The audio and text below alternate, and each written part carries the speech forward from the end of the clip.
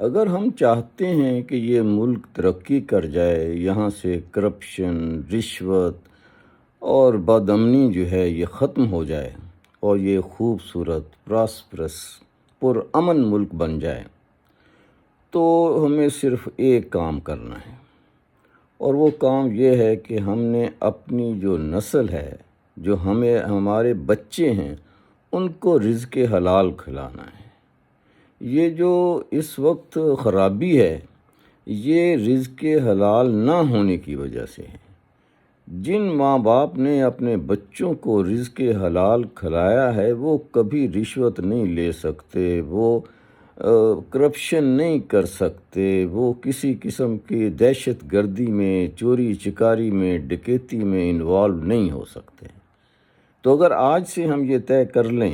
کہ ہم نے اپنے بچوں کو رزق حلال کھلانا ہے، تو اگلی نسل جو ہے وہ انشاءاللہ ایسی ہوگی جسے ہم ہجوم نہیں کہیں گے،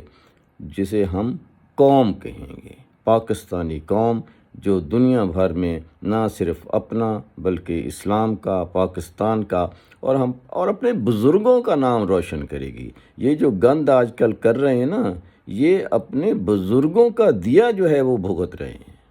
تو اگر ہم چاہتے ہیں تو ہم اپنی جو اولاد ہے اس کو رزق حلال کھلائیں، انشاءاللہ اس کا پھل ہم پائیں گے، ہماری اگلی نسلیں پائیں گی۔